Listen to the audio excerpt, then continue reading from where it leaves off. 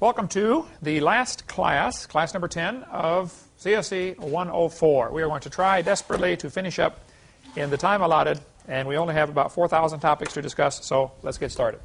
We're going to talk about the Bible codes. Does the Bible contain such a thing as Bible codes? Okay. Hank Hanegraaff has blasted me several times on his program, 4 times now, and probably will be more, and never has called me once to give me a chance to defend myself, because he says, Hovind teaches the Bible codes. Well, I do teach that it's a subject worthy of study. I think you should look into it. Chuck Missler has a great book on the Bible codes. Chuck Missler in Coeur d'Alene, Idaho, I was just there 2 days ago, has really excellent work on that topic if you want to read it. Of course, he gets blasted by Hank also. The movie, The Omega Codes, is the sequel to, what's the other one about the movie that was done about the rapture, Second Coming or something like that, Mark of the Beast, 666, whatever. What is it? Left Behind. That's it, the Left Behind series. This is really a good book about the Bible codes. And so Grant Jeffrey has a chapter in this book about the Bible codes, which is really good. The book is about a lot of things. Just one chapter is about the Bible codes. So that if you want more on that, that's the type of thing I would recommend. Let me tell you briefly what it is. It was discovered by apparently a couple of heathen that the Bible in Hebrew contains a code that simply could not possibly be accidental. Here's an example of Hebrew on the screen. In Deuteronomy chapter 10, for instance, they put every letter of Deuteronomy, every letter of Genesis, Exodus, Leviticus, Numbers, Deuteronomy, the Pentateuch it's called, they put all of them into a computer in Hebrew with no spaces, no punctuation, just a string of letters. They just randomly began looking for names, like Hitler, for instance, in Hebrew is whatever that is up there in Hebrew. Okay, so they found the first letter, mark over until you find the second letter of his name. And let's say it is, in this case, it's 13 spaces. So I tell the computer, find every 13th letter. And it goes along and found Hitler. Then in that same passage, they began looking for other things that have to do with Hitler. For instance, there's the Hebrew words for a people cry murder, slaughter. King of the Nazis was found in the same passage. Auschwitz was found every 22 letters, or every 13 letters gave in the bitter sea of Auschwitz, however many letters it is for Hitler. The fact is, there seem to be some very interesting hidden codes in the Bible. How you could possibly write a book that would do that is beyond my comprehension. I think it was two Hebrew scholars and 2 mathematicians or something that discovered this and said, you know, all the computers in the world couldn't possibly write a book where the text means something as you read it, but also there's a hidden code. Now, I couldn't prove it's true or not, and I hope I've never preached that I know for a fact this is true. I don't know for a fact it's true. But there have been some people a lot smarter than me and a lot smarter than Hank Hanegraaff who have said, yep, it's true. There's something to this. And if you want more on that, I'd recommend this book by Grant Jeffries or this book by Chuck Missler, and it'll just really an amazing study. I think it's worth studying. What about UFOs? Again, I get blasted for this one. I don't know what the truth is about UFOs. They are unidentified flying objects. They're not identified yet. If they were, they would be IFOs, identified flying objects. Right? Down in Ica, Peru, where the Ica stones are found, many strange things are found, including an Ica stone with a chief or something, an Indian of some kind, looking through a telescope, apparently, at something flying through the air. Maybe a comet, maybe a UFO, I don't know. Probably a comet with the tail on it. But there have been stories of strange things being seen in space, UFOs, for a long time. Many of them, I think, have natural explanations. The weather balloons, for instance, that are released periodically, they have a big, huge silver balloon, 4 foot, 6 foot, 8 foot in diameter. They fill it full of helium, tie a string on it, and attach a bunch of weather instruments. The weather instruments are reporting back, what's the temperature, what's the air pressure, etc., from various elevations as it goes up, or altitudes as it goes up. And some people will see a weather balloon floating along. Oh, I saw a UFO, and they call in. Yeah, right, we just released a weather balloon, folks. There's nothing to worry about. Okay. Sometimes there's a phenomenon called swamp gas, where vegetation is rotting at the bottom of the swamp, and all of a sudden, the swamp burps. And the swamp gas can actually go up as sort of a bubble through the atmosphere and distort, make it like a lens in the air. You've probably all seen on hot days where you see the hot air coming off the blacktop and it looks like, things are dancing and moving around. There may be natural explanations for all of the UFO sightings. I don't know. However, I think there are some that are just too hard to explain. The books I would recommend on that topic are one by David Allen Lewis. This is a Christian author called UFO 666, Cults and Contacts, Antichrist Delusion. And this is a small version of his much larger book, same authors, about UFOs. Basically, I could summarize it by saying their synopsis is that there are two kinds of UFOs. There are top-secret government craft, and there are satanically owned and operated vehicles. Satan apparently knows from reading his Bible that there's going to be a rapture, a catching away of God's children sometime. Pre-trib, post-trib, mid-trib. Okay, we won't get into all that right now. But there will be a catching away. 1 Thessalonians chapter 4 teaches that. Satan is going to have some kind of excuse to tell the rest of the people that are left behind what happened to all the Christians. And so if I were the devil, I would start a few hundred years early with UFO-type sightings just to have an explanation for what happened to everybody. Where are they? Another good book you may want to get is Alien Encounters, again by Chuck Missler. It's a great book, difficult to read. The guy's really smart, but good luck. Read Chuck Missler's book on Alien Encounters. His phone number, 800-K-House, Koinonia House, 1 is their phone number. Or their website is, I think, www.khouse.com or .org. Remind me, Jessica, let's put that on the screen. Okay, what's the website for Koinonia House? Another one, again, very difficult to read, is the book by Stan Deyo called The Cosmic Conspiracy. We don't sell that. Here's a couple phone numbers where you can get it should you be interested. He also says there are two kinds of UFOs. There are top-secret government craft using a phenomenon called electrogravitic propulsion. And he goes through the book and explains how electrogravitics works. It's very different than jet propulsion. According to Stan Deyo, of course, if you get in a jet and it takes off, you feel a G-force on your body. The jet has a motor on it. You don't have a motor on you. So you get slammed back into the seat. When it stops, you're thrown forward because, that's the force of gravity. When the plane turns sideways, you experience a G-force to the side. With electrogravitics, he says, every molecule is drawn electrically by a static charge. So there's absolutely no G-force, which explains why so many people, a guy last week at the church I was at said, Brother Hovind, I saw a UFO. I said, tell me about it. He said, you won't laugh? I said, no, I'm interested. I talked to other folks. I want to hear your story. This is the first Christian I've had tell me he saw one. I don't know if that means anything or not, but it's my experience. He said this thing was probably about 6 feet in diameter. It wasn't huge. And it was going along. All of a sudden, it took off real fast and then turned an instant right angle. He said that's just simply physically impossible. It wasn't just a curve. It, bang, turned a right angle. Many, many people have described UFOs as doing that type of thing. Well, if it's electrogravitic propulsion, in theory, that is certainly possible, and there would be absolutely no G-force. The person inside wouldn't even realize he's moving.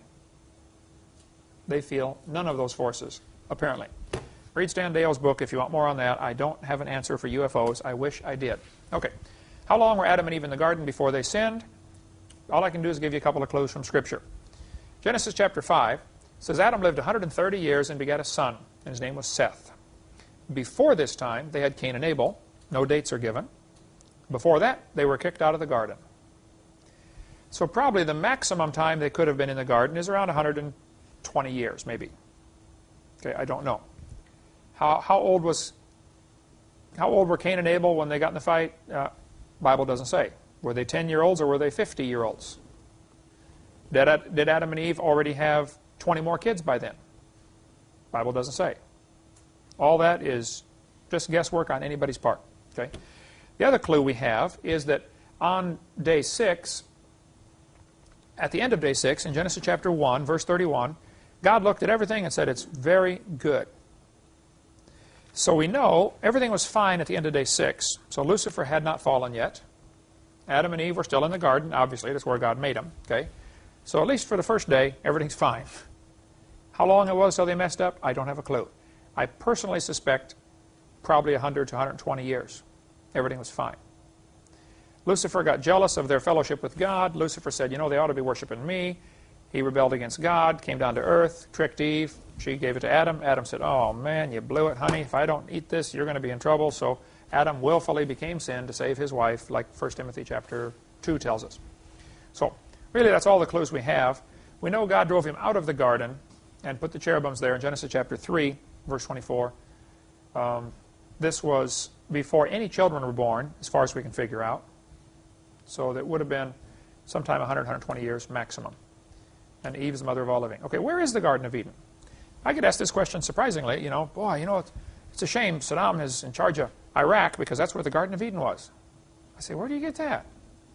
Well, the Bible says in Genesis chapter 2, a river went out of Eden to water the garden, and from thence it was parted and became into 4 heads. The name of the first was Pison, Gihon, Hiddekel, whatever. And the 4th river is Euphrates. And they'll say, see, Euphrates runs through Baghdad. Well, now, slow down just a minute, okay? First place, a river coming up in one place and becoming 4 rivers is very different than what we have today. Today we have many rivers running together to make one river. This is one river making 4 separate rivers. This is backwards. So apparently this was a giant spring coming out, which became 4 rivers. And the fact that one of them is named Euphrates has nothing to do with Baghdad. When people got off the ark, they probably looked around and saw things that reminded them of something before the flood and said, that looks like Euphrates. Okay, let's call it Euphrates. Just like people came from York and named it New York when they got here. It doesn't mean it's the same place. I mean, that flood wiped everything out. So there's absolutely, I don't think, any possible way to tell where the Garden of Eden was. It could be right here under 500 feet of mud. I mean, everything was totally destroyed by that flood. So I think, if Noah was in the ark for, say, 6 to 8 months, well, 7 months when he finally hit bottom, how far could you float in 7 months? Around the world? Yeah, anywhere. That's no telling at all where the Garden of Eden was, as far as I can figure out. I think we know where it landed. Didn't they have drogue stones, though, or like anchors? We don't know if the drogue stones would keep them in one place or just simply act as shock absorbers to make them not... They still could be drifting around, but just not shaking around while they're drifting. So I don't think we have a clue of where it was. There is a river today called Euphrates. There was one in the Garden of Eden called Euphrates. That doesn't mean there's any similarity between the two. It's just the same name. That's all it is. There's River Euphrates right there in Iraq. Okay, what about the mark of the beast? What is it? Will we have to get it? I do not know exactly what it is. I'll give you the current theories. Probably 200 years ago, they had their theories that the mark of the beast was, colored ink on paper or something. Every age tries to put, what's happening then into, interpret that into Scripture. Who was the Antichrist? Boy, a lot of people thought it was Napoleon. Some people said, oh no, it's Adolf Hitler. Some people think it's Bill Clinton. Now you're getting close, maybe. But I don't know. I don't know that. Revelation chapter 13 says, he causeth all, this is Satan doing this in chapter 13, both small and great, rich and poor, free and bond, to receive a mark in their right hand or in their forehead. It says a mark in, not on. It's a mark in the right hand or in their forehead. I'm one of those guys who, Bible believer, every word is there for a reason, and it's important. God didn't make any mistakes. In 1972, the barcode was developed. What they decided was that a computer can only recount to 1. 0, 1, and then you got to start over again. 0, 1, 0, 1. That's all the farther a computer can count. It only counts in zeros and ones. It's like an on switch or an off switch. So to make a letter A of the alphabet, they decided, okay, let's encode everything on the keyboard with zeros and ones. Binary code. So they said, okay, the letter A is going to be 1, 1, or whatever it is. I don't know. I'm making this up. Okay, 1, 1, 1, 0, 0, 1, 0, 1. And they gave it 8 bits of information. Is it 8 bits make a byte or 8 bytes make a bit? Whichever it is. 8 bits make a byte. I think that's right, but I don't know. Each one is called a bit of information. 8 of them together is called a byte. So your computer stores megabytes, right? Megabyte is 1,000,000 bytes of information, which would be 8 million bits of information. A bit is simply a 0 or a 1. That's all computers read. So every number and every letter and every keystroke on your computer was given a binary code. Then they learned that a laser shining across this, if it's a black line or a white line, can read it. So the laser shines across the barcode when you scan stuff at the store, beep, reads all those black lines and white lines, translates it into numbers, which translates it into the computer into a price. Oh, you just bought toothpaste, you know, $1.29. Beep, thank you. I mean, it does it like lightning, of course, you know, today. But this was all, 1972, this was developed. It may be pure coincidence, and I sure don't know if this is true or not, but this is just a reasonable theory. The number 6, I want you to notice there are 3 different ways it can be made. And they did this for a long, complicated reason. Some of the numbers have only 2 possible ways to make it. Others have 3 possible ways to make it. The fat black line is simply several black lines together. It may be 3 black lines. A black line represents a number 1. A white line represents a number 0 to the computer. So when the laser reads black, it counts it as a 1. If it gets 4 of them together, it counts 1, 1, 1, 1, 1. If it gets a wide white line, it'll just count it as, you know, 0, 0, 0, 0, 0 until it runs into something black, and then it counts it as a 1. It's maybe pure coincidence, but it is interesting. They chose as the barcode, the first 2 sets of lines is the exact same configuration as the number 6. Now, I know full well these are just guard bars, okay? In the center, there are 2 guard bars, and at the end, there are 2 guard bars. But it is an interesting coincidence that it's 2 skinny lines with a single white space between, which is the binary code for 6. Here are the binary codes in computer language. For instance, a 0 on the upper left-hand side there can be written as a, let me get my glasses on here. That's awful to get old. 0 can be written as 0001101. That is 8 bits of information. Or it can be written as 1110010. Okay, which is, I think, the exact opposite. It's not the exact opposite? No, it's not. Okay, the last 2 are different. There's probably a long, complicated reason for why they have 2 or even 3 different ways to make some of the numbers. And this goes into what the computers need to read and understand. The number 6, top of the right-hand side, can be written as a 010111111 or 101 00000. Anyway, it ends up with 2 black lines with a single white line in between. And that is what they chose to be the guard bar. Every barcode you get, unless it's a personal barcode for like a library might have their own barcode to use, and they don't use the international barcode. Okay, but the universal UPC, Universal Purchasing Code, or what is it? Universal Product Code. Yeah, Universal Product Code (UPC) symbol has 2 skinny lines at the front, 2 skinny lines in the middle, which tells the computer to switch and read the other way to write it. Okay. There's 2 ways to write a 6.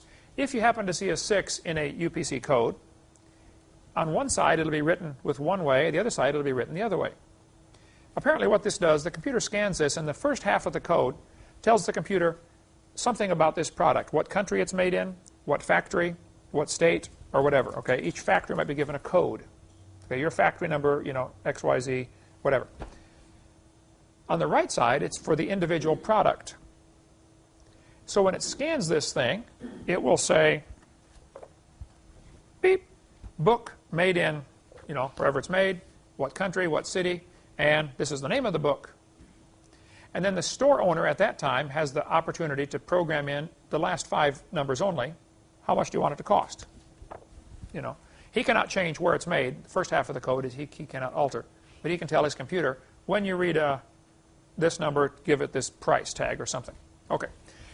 Years ago, some of the barcodes came out and they had an F and an H underneath, sideways. Maybe pure coincidence, but some people said, wow, this could be standing for forehead or hand.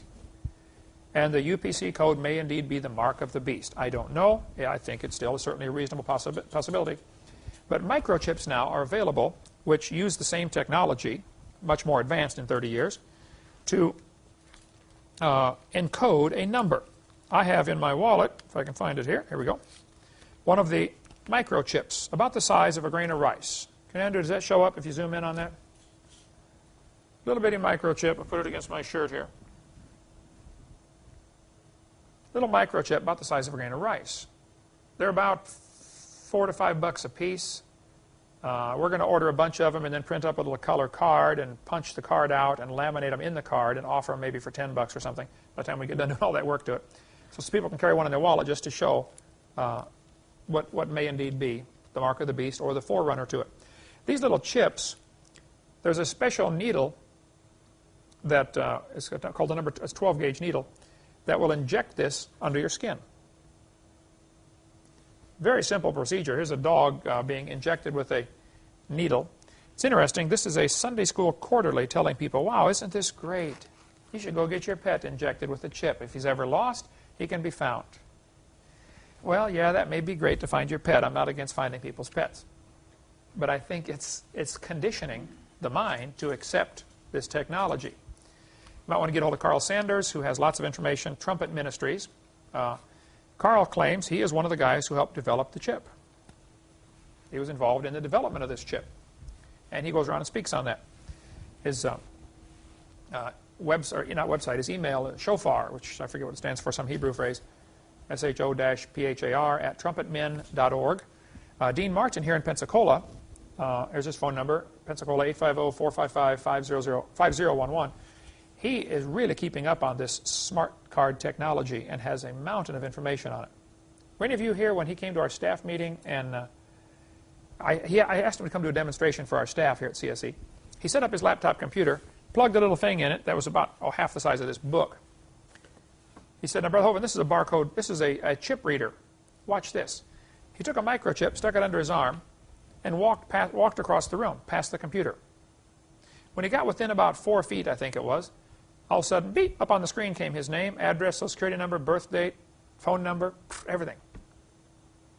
I said, is all that in the chip? He said, no, no. All that's in the chip is a code that is already in the database. Each person is assigned a code. Okay, you are, 7VXTB49 or something. And that is your chip. And then that chip simply activates, it's powered by radio waves from the sensor. It doesn't have a battery in it. It doesn't do anything. But if a certain radio signal hits it, it'll respond, it'll energize it and send back, this is my number. Beep, hello, you just found, XYZ, ABC, whatever. So that is all programmed in the computer. And all of this is simply an identifying chip. Very fascinating that this kind of technology is here, folks, right now. You can order the microchips. You can find someone, if they have a chip in them. There's a website, progenius.com. And they have a satellite system. You can get a chip put in your car. And if your car is ever stolen, you pay 10 or 20 bucks or whatever. They will activate the satellites to look for that number. And they use, global positioning. Beep, beep, beep, beep. Your car's right here. That can be done now. Next, very simple, obvious next step is, hey, let's put the chip in everybody's head. Or in their hand. So I think we're going to see that coming soon. Here's a guy, scientist in the UK, I believe, who had a chip put in his arm and had his whole house computerized. All he had to do was walk into the room and the lights would come on and say, good morning, Mr. Whatever his name is here, Kevin Warwick. Good morning, Professor Warwick. When he walks, he had a program, when he walks past a certain place, it turns on the coffee pot. By the time he's ready, by the time he gets there, it's ready for him. When he leaves the house, it automatically shuts off all the lights. Real cool. However, anybody who's keeping track of all this can figure out everything you've ever done for the last few hours or for the last few weeks or the last few years. No more privacy. That's going to be the danger. Part of Carl Sanders' presentation is this, where he goes through the Greek words from Mark, for instance, and he gives the Greek character there. Is this from Strong's or Young's or Cruden's, one of the concordances? But it's the number 5480, charagma, however you pronounce that, charagma, from the same as 5482, a scratch or etching. Anybody know how they make computer chips? They etch into silicone, don't they? A stamp as a badge of servitude or a sculptured figure, a statue, a graven mark. Next one, character from the same as 5482, a graver, the tool of the person. Engraving, the figure stamped, an exact copy of, representation, the express image. As you read this, you start to think, these are the words used in the Revelation chapter 13 there, is the, I think it's probably Strong's. The last one, C-H-A-R-A-X, to sharpen, to a point, akin to 1125, to the idea of scratching, a stake, palisade or rampart, military mound. The chip is engraved silicone, etched silicone, and it is pierced in and put under the skin. Part of the microchip has a little, I think, a Teflon or some kind of coating on one end, so that as soon as it's put in your skin, your body begins to grow and attach to it and sticks it in place so it doesn't move around. Otherwise, it would migrate around your body with the blood flow. Okay? So all of the Greek words apparently, certainly if someone's looking for this, could interpret to mean this is talking about a computer chip put in the body. Anyway, there's Kevin Warwick with his plan to become one with his computer. And I'm sure it'll solve all sorts of problems. It'll cause one big one, though. No privacy. Known sex offenders could be marked and watched. That might be a good thing. Like the sign, "Welcome to Arkansas, home of Bill Clinton. In compliance with Megan's Law, the above is a known sex offender." Yeah, well, anyway. Technology and what's happening for the future is both exciting, you know, seeing what can be done. I mean, putting a calculator in a watch you can wear on your hand and store 300 phone numbers in a stopwatch. I mean, it's amazing what can be done. But it's also a little scary when you realize how easily this could be used by bad people to do bad things. Like HAARP technology. If you want to study something fascinating, HAARP, I think it's High Altitude Aurora something research project. I believe that's what it stands for. This is a good book by a guy who's not even a Christian, who says it's pretty scary what's happening, folks. They're using high altitude aurora, which is like the northern lights and southern lights, aurora borealis. They've discovered if you beam a microwave up at the sky, it'll heat up a certain area, and hot air expands, so you can create a lens in the air, several miles above the Earth. Well, you know what a lens does? A lens can be used to magnify. What if you don't want somebody to get rain? You want to starve out a country.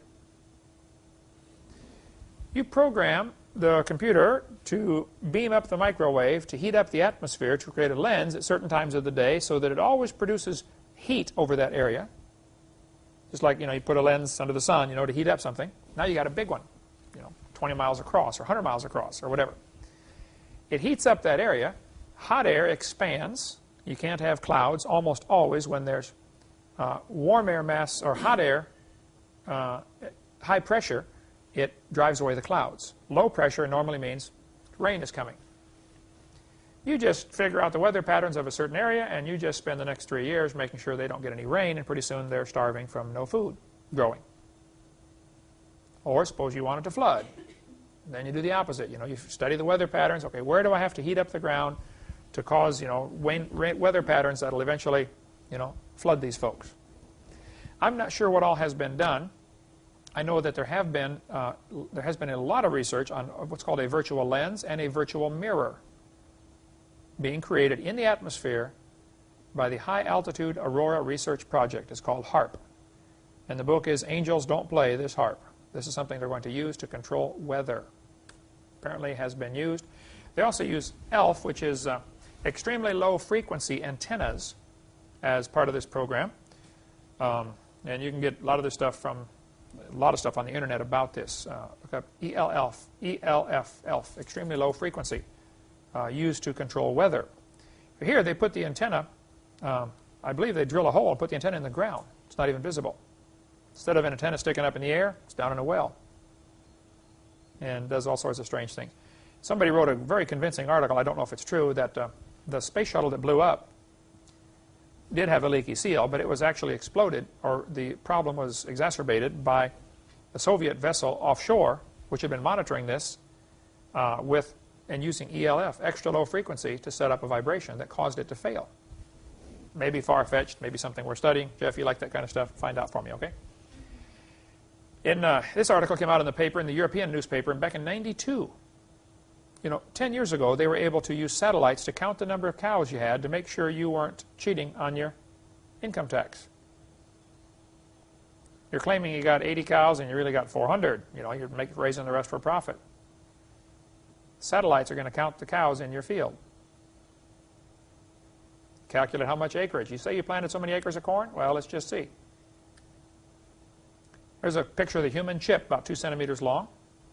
This is an article back from January '99 talking about the human body. Is the human body a fit place for a microchip? The debate is no longer hypothetical. It can be done. Whether this is, now this is a phony picture that somebody put on the internet claiming, oh, the mark of the beast is here, Somebody did that to see how far the Christians would carry it, but shows a microchip in the hand. Dr. Kirk, professor, lectured at 100 universities. His assessment of the coming New World Order was that it will reduce everyone to one common denominator. And this guy thinks it's good, by the way. Professor Cook says, the system will be made up of a single currency, single centrally financed government, single tax system, single language, single political system, single world court of justice. Boy, just what the Bible predicted, a one world government. A single head, that's a one individual leader, a single state religion. He further stated, each person will have a registered number, without which he will not be allowed to buy or sell. What did Revelation predict? If you don't have the mark, you can't buy or sell. And there will be a one universal world church. Anyone who refuses to take part in the system will have no right to exist. Pretty scary. There's people out there who believe this. Revelation 14 says, if you receive the mark and his image, and if you worship the beast and his image, and receive his mark, then you shall be tormented with fire and brimstone. I think there's a significance to the word and there. Like apparently you have to do more than one thing, not just receive the mark. It could be that babies will be injected with a chip who have no opportunity to reject it. I mean, I don't know. Take it for yourself. We covered a little bit about the straw man back on seminar part 5, about who owns who. Are we in Kansas? Are we in Oz? So we're going to skip that part for now. Corporate soul and all that, and Social Security and income tax. We just won't have time to cover all that right now. Okay, what about the Shroud of Turin? I have a guy who emails me. I think, Jessica, you get email from the guy who's always from the Swedish guy, Sworden. Everybody's computer here gets jammed with email from some guy in Sweden who says, yep, the Shroud of Turin is legitimate. This is proof that Jesus was here on earth.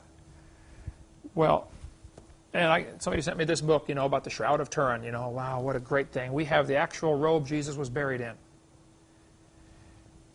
Somebody's making a lot of money off of this, for one thing, okay? The Catholic Church, I think, has used this to turn an enormous profit. Well, would you like to come actually see the Shroud of Turin and touch it? It's only $50, whatever. Okay, is that the Shroud of Turin? Is this the cloth Jesus was buried in? Notice this picture on the right, you can see the face. They say it was burned in a fire back in 1400 or something. Somebody put the fire out, but it was scorched pretty badly, according to the story, okay? So 500 or 600 years ago, it was scorched. But they say it shows his arms crossed. You can see his hands, and you can see the scars on the hands where the nails held him to the cross, going right through his hand. There are numerous problems with this, okay? If you nail somebody through the hand, it's just a matter of time, and it rips out between the fingers. They crucified people by nailing through the wrist. They got a block of wood with a hole in it like a giant washer and pounded the nail through the washer and through the wrist. It's more painful. All your nerves are right there, and it can't rip out. I mean, you're doing this to hurt the guy. You make it as painful as possible. So that's how they did it. And in the Bible language, when you wash the hands, that was understood to go up to the elbow. All of this is called the hand, clear down to here. This is part of your hand, okay? Is this the cloth Jesus was buried in? They say in the shroud that you could still see the outline of his beard and the crown of thorns, and his long hair, and the wounds in his side, and the wounds in his feet. They say, yep, this is proof. This is the place where Jesus, this is the cloth. This is it, folks. Well, it might be an old rag, and somebody might have been buried in it. I wouldn't argue any of that. But it's not the one Jesus was buried in. I can prove that. John chapter 11, Lazarus, Jesus said, Lazarus, come forth. He that was dead came forth bound hand and foot with grave clothes, and his face bound about with a napkin. That was the custom of burying people. You wrap them up like a mummy, but you put a different cloth over their face. Let's see how Jesus was buried. John chapter 20. Then cometh Simon Peter following him, and went into the sepulchre, and seeth the linen clothes lie, and the napkin that was about his head not lying with the linen clothes, but wrapped together in a place by itself. Could that shroud be the shroud Jesus was buried in? Absolutely not. It might be from the time of Christ. It might even be older. You can carbon date it. This guy sends me stuff. Oh, they carbon dated the shroud, and it's 2,000 years old. Yeah. First, I don't know that that's true or not, but it wouldn't matter. It can't be the one Jesus was buried in. Plain and simple. Again, Luke chapter 24. The clothes laid by themselves. Okay? Isaiah chapter 50 prophesied that Jesus would have his hair, his cheeks to them that plucked off the hair. He did not have a beard when they buried him. He might have had a beard in real life. That was the custom in those countries, and still is. But that's not the shroud Jesus was buried in. Okay? Plus, 1 Corinthians tells us, nature teaches us, it's a shame for a man to have long hair. Why would Jesus do something? Jesus did not have long hair. Why would he do something against Scripture? Some people say, oh, Jesus had long hair because he was a Nazarite. No, he was not a Nazarite. He was a Nazarene. He was from Nazareth. But a Nazarite is the Numbers chapter 6 vow that they took. And there's no connection between a Nazarene and a Nazarite, except some of the letters are the same in the word. Okay? Otherwise, there is no connection whatsoever. Okay. A couple more thoughts here and we'll quit. Do you have a PhD? It is amazing how much email I get saying, you don't have a real degree. I say, okay, then don't call me doctor. Call me Kent, call me Bubba, call me hey you. Now, let's get back to the topic. They want to try to steer attention away from what I'm talking about on creation. And this is called an ad hominem attack. I don't like the message, so I'm going to attack the messenger. In a graded or judged debate, they would lose points in a hurry by using this tactic. But let me just answer the question. Do you have a PhD? PhD, from Webster's New World Dictionary, means Doctor of Philosophy. Who has the authority to give PhDs? Well, I suppose technically there is no governing body that makes that decision. So anybody could, in theory. I went to Midwestern Baptist College, Pontiac, Michigan, graduated in 1974. Then I took courses several places, and finally took my master's and doctorate from Patriot University, a small Christian university in Colorado. It was a ministry of Hilltop Baptist Church. They started a college and then later added a PhD program. And if you took these courses by correspondence, you could finish your degree. And I did for 9 years, worked all day and took courses all night, late. And after 9 years, I got a PhD from Patriot University. It is a non-accredited Christian school. They had about 400 students. Sometime several years ago, they had a friendly split from the church, and the ministry moved into the headquarters of a split-level house in someplace in Colorado. And so they do all of their correspondence courses and mailing and secretaries and everything out of this house, three-story house, or three-level house. And so somebody put a picture on the internet of the house saying, this is where Ken Hovind got his PhD. First place, I don't know how that matters. Secondly, apparently it's to try to discredit me for some reason. So, okay, pretend I don't have a PhD. Ignore that. Now, get back to the issue of creation and evolution. I tell people, I worked hard for my degree. I don't know if you worked hard for yours or not. They'll say, well, it's not accredited. So, Harvard's not accredited, Princeton's not accredited, Yale's not accredited. What does accredited mean? It means somebody accepts you. Okay, if you don't accept me, fine. Now forget it. Is your school accredited? No, PCC's not accredited. A lot of schools are not accredited. So what's their point? Okay, it's so funny that they would try to do that. There's their phone number, Hilltop Baptist. If you don't believe me, there's the phone number for Patriot University. Call them up, ask them any questions you want. I think they have a real good program, and I enjoyed my time there. I was able to finish at home. You know, it took a long time. Sorry about that. Okay, I'm a little slow, but I did it.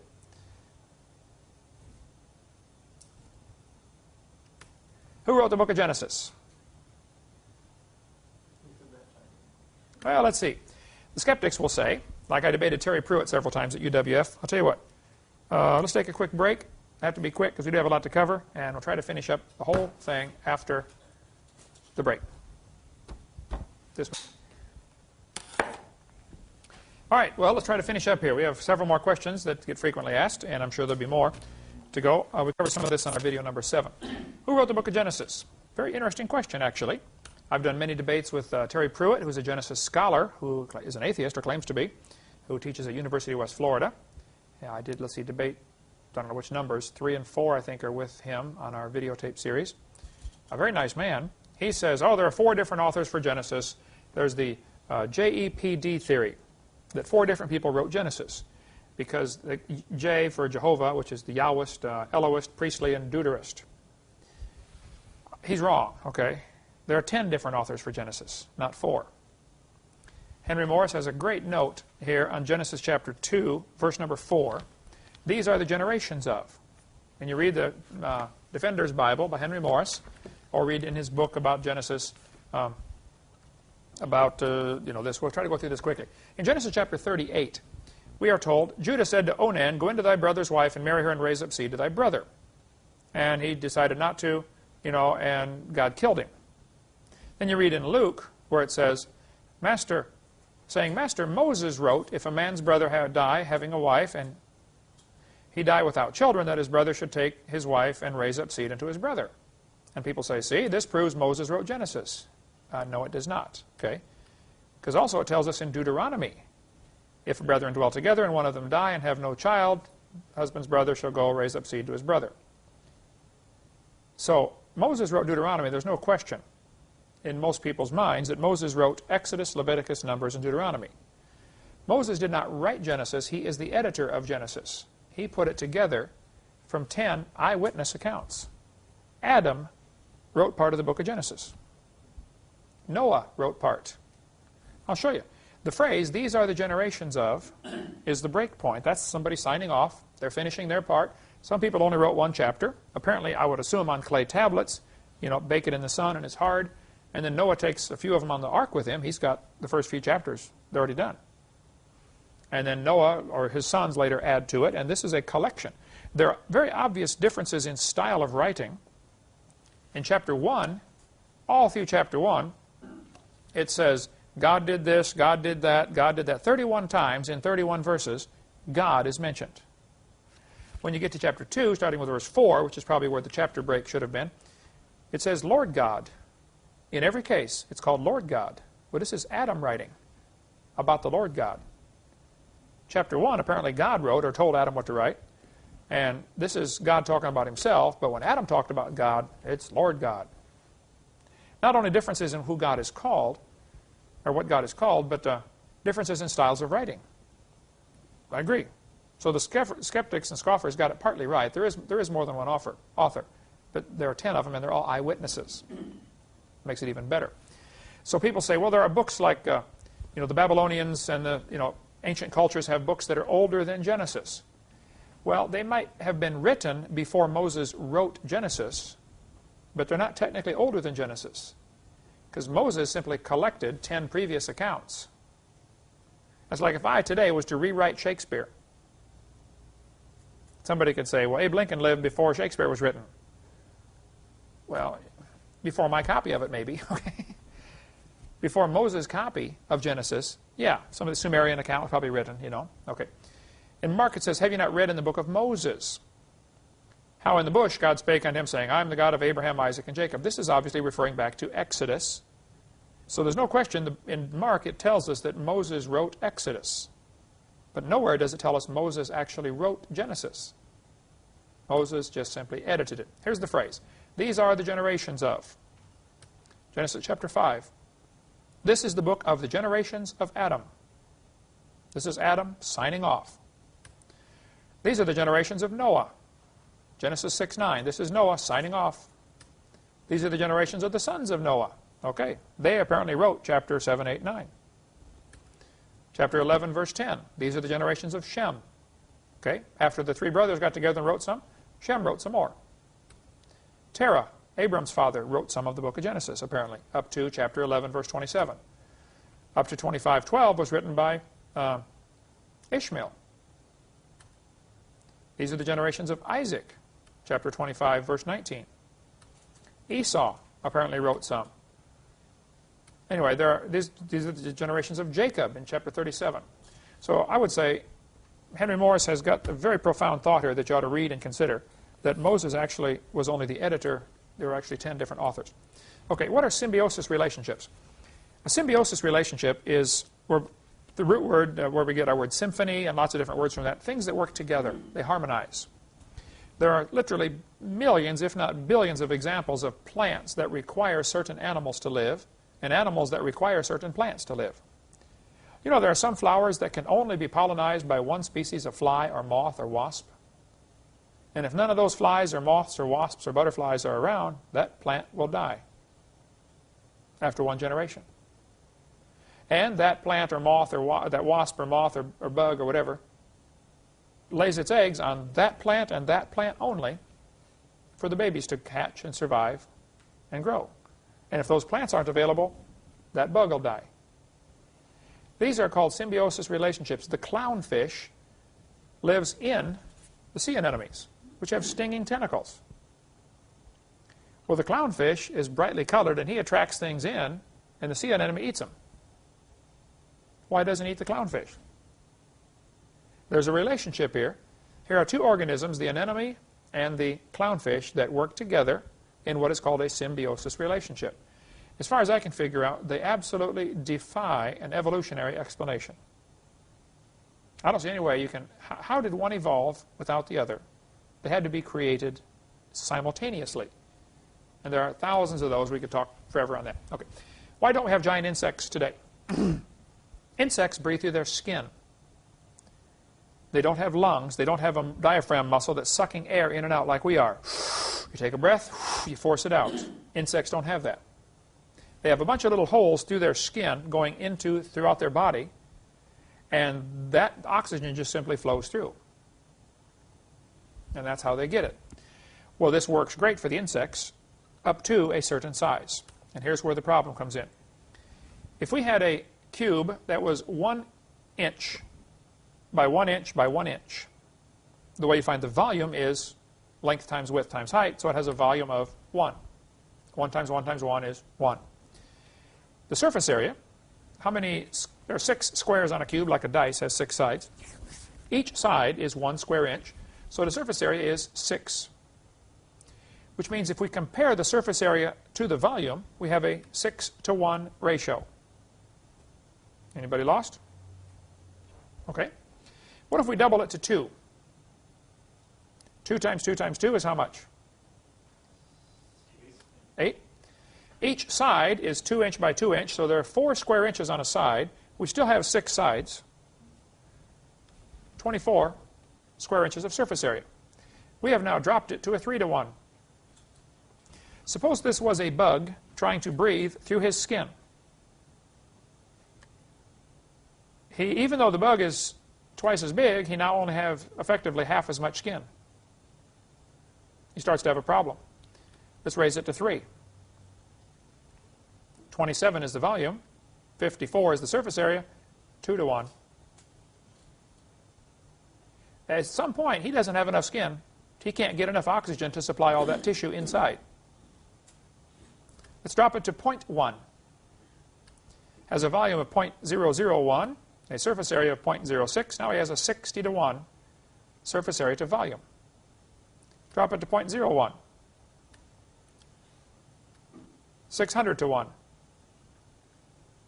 The smaller an insect gets, it eventually becomes basically all skin and no volume, or close to it, okay? Which is why an ant can fall off an airplane, hit the ground and walk off. He has so much surface area, he creates a lot of friction with the air, he just simply can't fall very fast. Just like you could not fall very fast through peanut butter. That's about the way it feels to an ant falling through the air. Whereas you or I falling off an airplane would experience a different landing than the ant would, okay? So Because of this surface area to volume ratio problem, the bigger an insect gets, the more problem it has getting oxygen, which limits the size depending on how much oxygen is in the atmosphere and how much pressure it's under. We find giant insects fossilized, indicating the Earth must have had a different set of situations. They must have been different at some time in the past. We cover on video number 2 about the Earth having more oxygen and more air pressure in the pre-flood world. Giant insects are found, like a 50-inch dragonfly, and 18-inch cockroaches are found, fossilized. Praise God, not alive today as far as we know. 8.5-foot centipede, found in Germany back in '99. 2-foot grasshoppers have been found. So something was different. My conclusion is probably this is tied into the pre-flood environment having more air pressure. I see no other way to explain the existence of giant insects. Now, Walt Brown, who wrote the book In the Beginning, which we sell and highly recommend, it's an excellent book, he does not believe there was a canopy. I sat at the airport with Walt Brown for 3 hours while we had lunch together and talked. I was in Phoenix Airport, and I called him up and said, "Brother, I got a layover. Would you please come meet me at the airport? Because I love what you do and I want to meet you." Very smart guy. A PhD in physics, retired colonel or lieutenant colonel from the Air Force, brilliant guy. He said, "I don't believe there was a canopy." And he's got a whole chapter in the book, which I sell, explaining why there could not have been a canopy. I think he's wrong. Because I said, "Walt, how do you explain the giant insects?" He said, "I have a problem with that one." Okay, well, I have a solution. There was a canopy. He said, "No, then there's problems with the canopy. You know, what about," and he went on and named the problems, and I said, "Well, I think there may be a solution to those too." But anyway, that's where it was left. We parted disagreeing, and I'm still selling his book, and thank you, Walt, you did a great job, but take the part about the canopy out. I think you're wrong about that. Okay. Is the sun shrinking? Here are the measurements taken from the Royal Observatory in Greenwich Observatory in England over the last 150 years, showing that the sun is shrinking both in vertical diameter and horizontal diameter. The sun is egg-shaped a little bit because it's a big spinning ball. It's bigger at the equator. I would say, yes, it appears that the sun has been shrinking, at least since we've observed it. Now, it swells and contracts and swells and contracts. I understand all that. But the general trend is towards shrinking. I used to say in my seminar that this is one of the proofs that the universe is young. I think it is still a valid proof. There are a few questions about this, though, because all we have is a few hundred years worth of data. We don't know that this is, we cannot prove this is long term, you know, for thousands of years. It hasn't been observed. I see no reason why it shouldn't be long term, because where's the extra mass going to come from? You know, the sun would have to be eating up everything else in the universe in order to keep growing in size. You know, where's it going to come from? The basic problem is the sun may be burning by gravitational collapse, or it may be burning by nuclear fusion. If it's burning by nuclear fusion, it could burn for billions of years. A little bit of matter, you know, golf ball-sized piece of uranium will power a submarine for, you know, years. So if the sun is burning by nuclear fusion, it should produce neutrinos. They've done testing. They can't find the neutrinos. So there's a serious missing neutrino problem. Today, nobody still knows, as far as I can figure out, exactly how the sun is burning. So I save this for last in the Q&A section. I do not know for sure how the sun burns. I don't think anybody does. It's one of the two, as far as we know, nuclear fusion or gravitational collapse. If it's fusion, it should produce neutrinos. It doesn't, which leaves the other option. It's probably gravitational collapse, which puts a time limit. It can't be billions of years old. So that's a subject well worthy of study. I don't have an answer. All I have is a few questions on that. What about the Red Sea crossing? Why don't they find evidence of an entire Egyptian army drowning? Well, they might have. In Exodus chapter 14, God told Moses to go to whatever that place is and encamp by the sea. And 14:22 tells us, children of Israel went into the midst of the sea on dry ground, and the waters were a wall unto them. Some people teach, well, it was just a real shallow sea, and they walked across. Ankle-deep water. Oh, well, that's an even bigger miracle.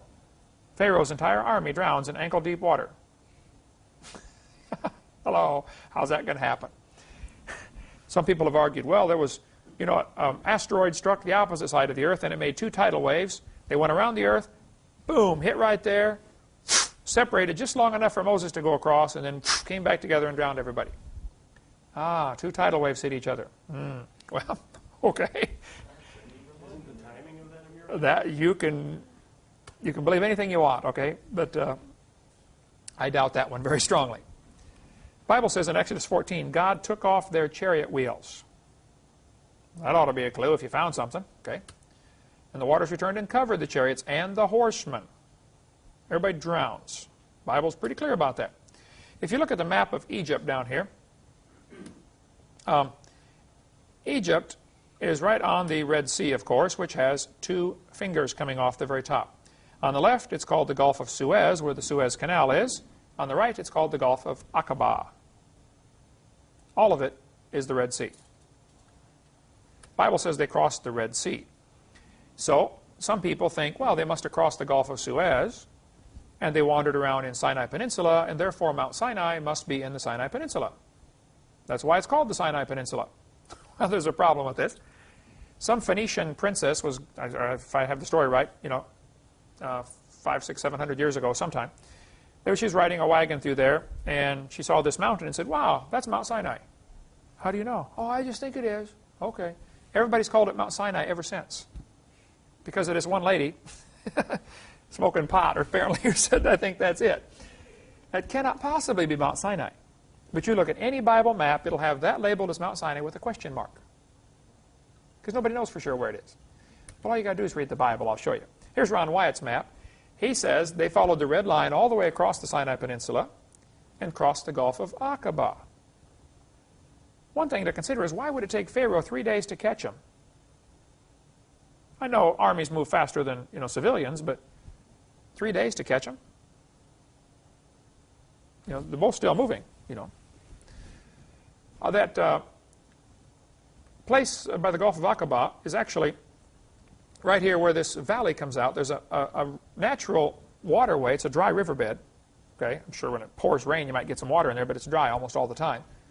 You can see it kind of winding through the rocks right here. That is called a wadi, W-A-D-I. If you went into that wadi, you would find there are rocks all over the place, but they've all been pushed out of the way to make a path. Somebody pushed all the rocks out of the way to make a path for wagons, apparently. That dry riverbed, the wadi, ends up at that white dot, which you can barely see from this satellite map. This is a strange view. This is kind of looking from the north. You don't normally see maps oriented this way, okay? So on the top, you would see the Gulf of Suez. On the bottom is the Gulf of Aqaba. That white dot is actually this giant beach. Off to the right, you can see where that wadi comes into it, that dry riverbed. And at the bottom of that beach, way down there, which would be the south end, because this, again, is looking from the north, a strange orientation for a map, but that's the way it is. At the south end of the beach, which is gigantic, by the way, those squares on there are factories, huge storage facilities. So this is gigantic beach area. At the south end, Ron Wyatt found this pillar. It had fallen down, half in the water. He and his sons dragged it out, scrubbed it off. A lot of it was eroded, but part of it was still readable. And it basically said something to the effect of, this pillar was erected by King Solomon to commemorate the crossing of the Red Sea. So they thought, is this where they crossed the Red Sea?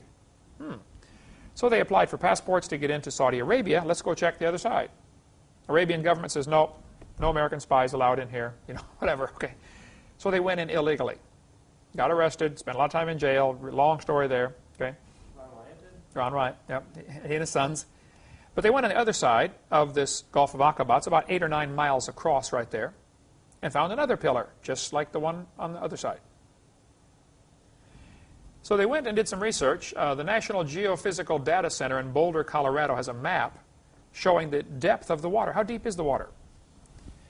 Above this red arrow, you can see where it says the Elan Deep, or Elat Deep. It's nearly 5,000 feet deep. The Gulf of Aqaba is. Incredibly deep water. South of there is the Aragonese Deep, which again is nearly 5,000 feet deep. But right where that arrow is, there's a shallow place. It's only 900 feet deep, which is still pretty deep. But 900 foot in 8 or 9 miles is a nice gentle slope down and a nice gentle slope up. Easy for wagons. There's an underwater land bridge right there. He says they walked across on dry ground 900-foot wall of water on both sides. I've always wondered, did any fish fall out when they're walking across? That's one of those strange questions that I have. I'm going to ask the Lord when I get to heaven.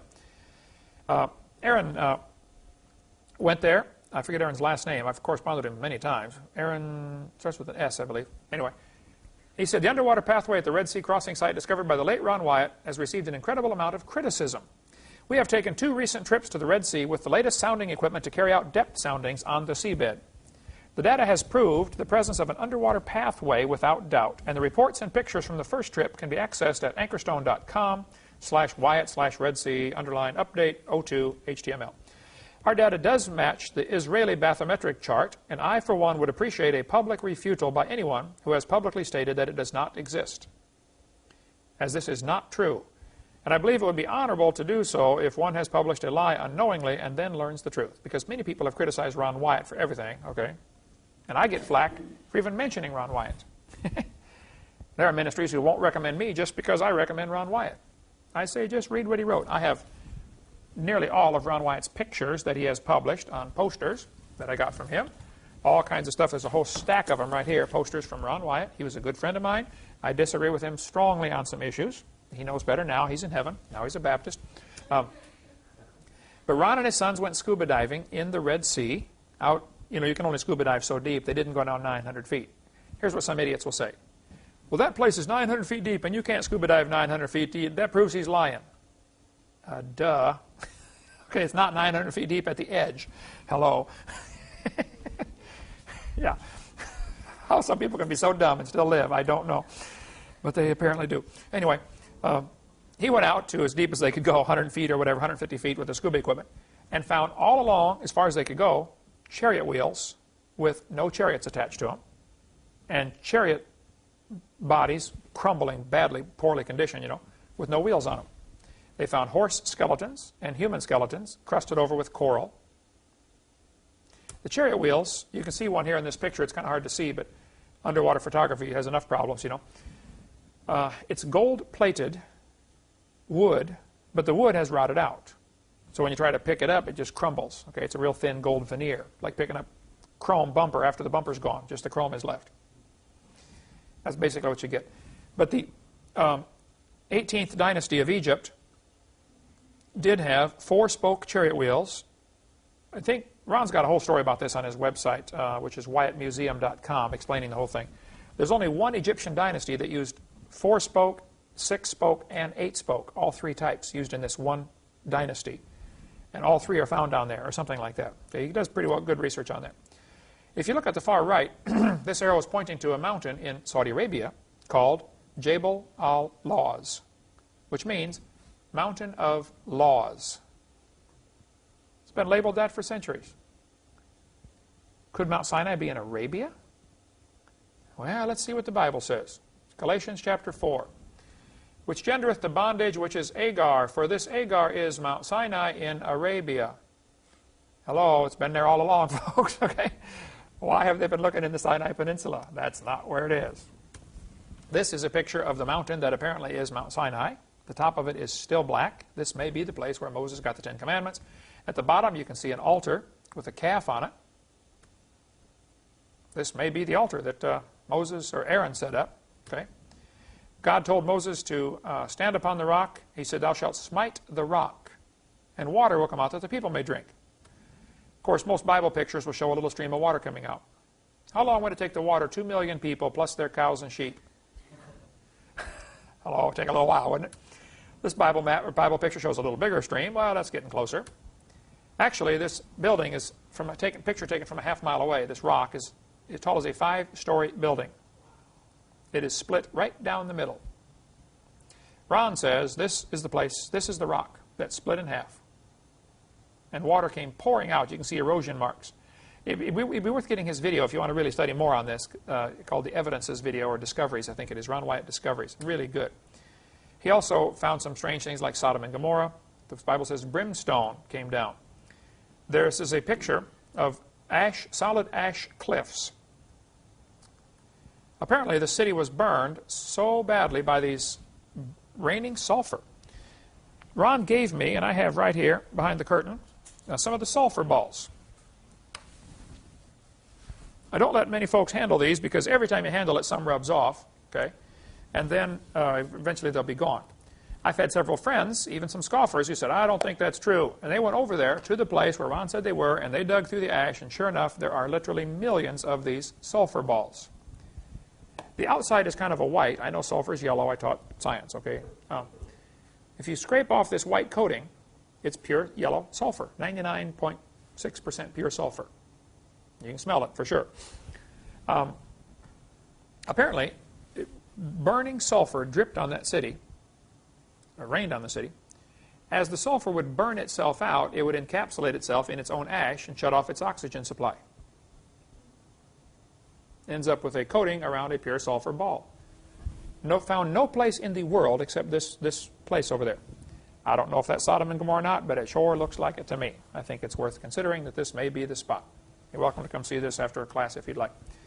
So that indeed may be Sodom and Gomorrah, and Ron's got a lot of stuff on that. There's Richard Reeves, who's a friend of mine, took over for Ron, lives up just south of Nashville. He's poking through the wall. This is apparently a brick wall that was burned, and sulfur burns extremely hot, and it baked the brick into ash. And you can poke through the wall and find these things by the millions, these sulfur balls. They're still there today. If you don't believe me, go take a look. Okay. By the way, I'm going over to Israel next spring. I'll have to try to get down there and bring back some more sulfur balls. They're pretty fragile. Transporting them might be a problem, but we'll figure out a way. What is a unicorn? Okay, I will quickly say I do not know. I wish I did.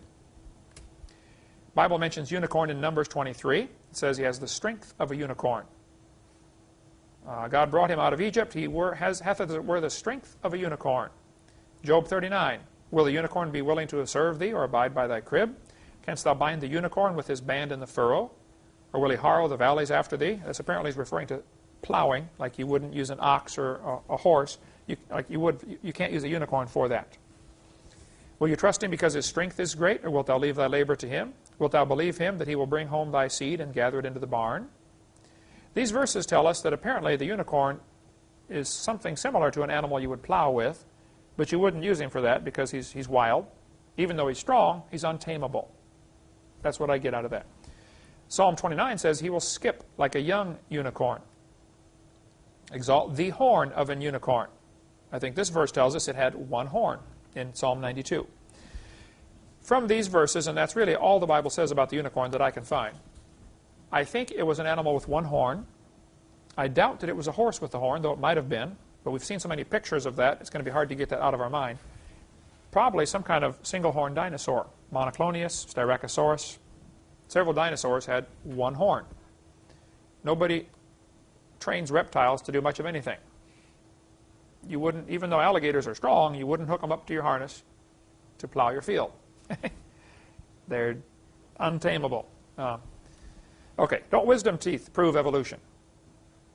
No, they don't. I have skeptics, several of them have said, oh, wisdom teeth prove evolution. See, we're evolving. We're getting smaller jaws. Hello. Getting smaller is not evolving. That's the opposite. You're going backwards here. Think about it. Suppose people were 10 feet tall before the flood. Suppose they were 25 before they reached maturity. Suppose you were a kid for 25 years. Okay? Wisdom teeth come in right now at about age somewhere between 16 and 25. Okay? Well, that would be about right. If you're 10 feet tall, your head's bigger, your jaw's bigger. By that time, as your jaw grows, it's about time for that extra tooth to come in. Otherwise, when you chew on something, you bite on the gum.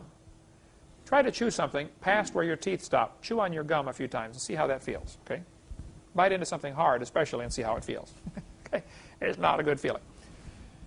So, wisdom teeth, I think, are evidence that man matured slower in the past and grew bigger. And today, we are genetically inferior, and we're smaller and maturing faster. And therefore, wisdom teeth are indeed a problem for many people. But that is not proof for evolution. No, it is not. There's a great book by Jack Cawazzo called Buried Alive, which we offer in our bookstore, who deals with this subject. He's a dentist. He studied all the Neanderthals, and many of them have wisdom teeth fully erupted, no problem with it at all. Okay, what about the Sabbath? Are Christians supposed to honor the Sabbath? Exodus 20, God said, remember the Sabbath to keep it holy. 6 days shalt thou labor and do all thy work. The seventh day is the Sabbath of the Lord. In it thou shalt not do any work. And I have a letter at least once a week, sometimes once a day, from a Seventh-day Adventist saying, Brother Hovind, I love your seminar. However, you don't tell people to honor the Sabbath. That is correct. I do not, because I think you don't have to. Okay, I'm not a Seventh-day Adventist. I've spoken at a couple Seventh-day Adventist churches. Okay, there's a lot of good folks. I'm not against them. I think they're wrong on the Sabbath issue, though. God said in Exodus 20, remember the Sabbath, in it thou shalt not do any work. Thou, nor thy son, nor thy daughter, thy manservant, nor thy maidservant, nor thy cattle, nor thy stranger that is within thy gates. Don't work, and don't let any strangers work. Well, this would mean you couldn't go out to eat because you're making somebody else cook you food. Is that right? Let's see what else the Sabbath. Exodus 20:11, 10 Commandments. God rested on the Sabbath day and hallowed it. Exodus 31, verse 14. Ye shall keep the Sabbath, therefore, for it is holy unto you. Every one that defileth it shall surely be put to death. Should anybody that doesn't do the Sabbath be put to death? Okay? Whosoever doeth any work therein, that soul shall be cut off from among his people. 6 days may work be done, but in the seventh day is the Sabbath of rest. Whosoever doeth any work in the Sabbath day, he shall be surely put to death. Wherefore the children of Israel shall keep the Sabbath. Who shall keep the Sabbath? Children of Israel. I'm not one of them. I'm Norwegian. Vår is året till I dag. Okay? To observe the Sabbath throughout their generations for a perpetual covenant. The Sabbath is very obviously a covenant between God and the children of Israel. It is a sign between me and the children of Israel forever. 6 days the Lord made heaven and earth. On the seventh day he rested and was refreshed. Okay. Sabbath was for the children of Israel. Exodus 20. Son of man, speak unto the elders of Israel. Moreover also I gave them my Sabbaths. Who's he speaking to? Elders of Israel, not Exodus. This is Ezekiel 20. It should be a sign between me and you. And the Sabbaths were not the Saturdays. They were days of rest. Sometimes came on a Wednesday. Sabbath was for the children of Israel. Nehemiah chapter 9. Thou camest down also upon Mount Sinai, and spakest with them from heaven, and gavest them right judgments and true laws, good statutes and commandments, and madest known unto them thy holy Sabbath. Nehemiah is saying, God, I'm so glad you came down on Mount Sinai and made known your Sabbath. Which means they didn't know when the Sabbath was for 2,500 years. Right? Nobody knew when it was. God made known to Moses when the Sabbath was. By the hand of Moses, thy servant. This is 2,500 years after the creation. Okay, here's what you're supposed to do on the Sabbath. Children of Israel, you shall kindle no fire throughout your habitations upon the Sabbath day. If you really want to keep the Sabbath, shut off your furnace, shut off your hot water, shut off your stove, don't cook any food. And if you want to do that, that's perfectly fine. I don't care what you do. But I'm just saying this would be required of you. Prohibit cooking, hot water, furnace, internal combustion engines. Don't start your car. You are kindling a fire. Exodus 16:29. Abide ye every man in his place. Let no man go out of his place on the Sabbath day. How on earth could you have a Seventh-day Adventist church? People can't come. Right? There are Seventh-day Baptists. Church on Saturday. I wouldn't fight them. I'm just saying, if you study the Scripture, you'll find people say, why don't you honor the Sabbath? Well, I guess a lot of reasons. God rested on the seventh day because he's done. He told the Jews to rest on the seventh day as a sign. Okay, I'm not Jewish and I'm not done. So I have to work. That's why. So you don't go out of your house. Acts 1:12. Okay. We have a book by Peter Ruckman, who is rude, crude, crass, and everything else, but it really is fun reading if you can handle the sarcasm. I didn't write it. We do offer it because I get asked the question so often. It's $2, I think, yeah, $1.95. If you want our office, call our office. You can get this. Why I'm not a Seventh-day Adventist. I think his method of handling them is a little unnecessarily harsh, but I took Peter Ruckman out to eat lunch a couple of months ago. First time I've ever met the guy, you know. I took him out to eat. He's 80-some years old. One of the smartest and grouchiest men I've ever met in my life. But he really, I'm glad he's on our side. He's a really smart man, and he's done a great work. Wouldn't fight him at all. Couldn't join him, wouldn't fight him, one of those kind of things. And I wouldn't fight the Seventh-day Adventists. They're good folks, but I think if you really study the Scriptures, you'll find they're wrong. Okay? So, that's it.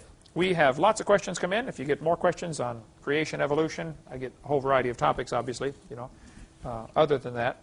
But that's what we cover in our seminar. Appreciate you all coming to class. And if you have any questions, if you're watching the videotape, feel free to call. I can assure you I get nearly 1,000 email a week now. I will not give you a long personal response to your email. If I give you a response at all, it's not because I'm mad at you or I don't like what you said or I'm afraid to talk to you. I get skeptics say, you didn't answer my email for 3 weeks. Oh, that proves you're afraid of me. I'm not the least bit afraid of you. I don't have time, okay? I haven't even read my email for 4 days now. But you send it. If you call, please. I'll be glad to talk to you by phone. It's about the best I can do. Jessica, you answer the phone. You know how it gets around here. Sorry, that's the best I can do. But I do make myself available with cell phone and regular phone, and I'm on it all day long. So you call one of those, I'll be glad to talk with you. Thank you so much. Dismissed.